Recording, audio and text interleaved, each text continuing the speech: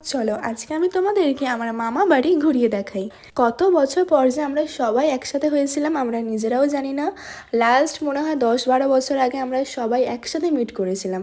আর আজকে আমরা ঘুরতে এসেছি একটা জায়গায়, যে জায়গাটা হচ্ছে একটা ফার্ম টাইপের। ওখানে বড় বড় ছাগল থেকে ভেড়া সব কিছু ছিল। আর বিশ্বাস করো, এত বড় ছাগল আমি লাইফে ফার্স্ট টাইম দেখলাম। আর আমার তো ভয়ই লাগছিল সত্যি কথা বলতে, তাও সবাই বলাতে আমি টাচ করেছিলাম সাহস নিয়ে।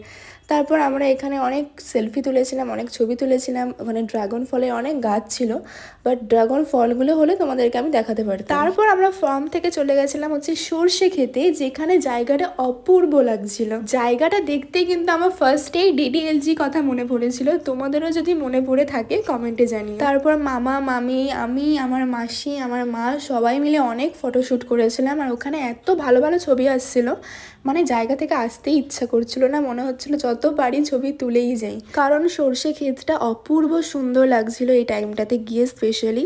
আর ছবিগুলো যেই তুলছিল প্রত্যেকের ছবি খুব ভালো আসছিল। তারপর আমরা এখানে বাড়ি ব্যাক করি। তারপর মিমি মানে আমার মাসি এখানে চপ দিয়ে মুড়ি মাখছিল। এই একটা জিনিসই কিন্তু আমার কলকাতার থেকে বাঁকুড়ার বেশি ভালো লাগে, সেটা হচ্ছে আলুর চপ। আর আজকে ভিডিওটা এতটাই ছিল, ভালো লাগলে অবশ্যই লাইক করে দিও আর সাবস্ক্রাইব করতে ভুলো না। বাই।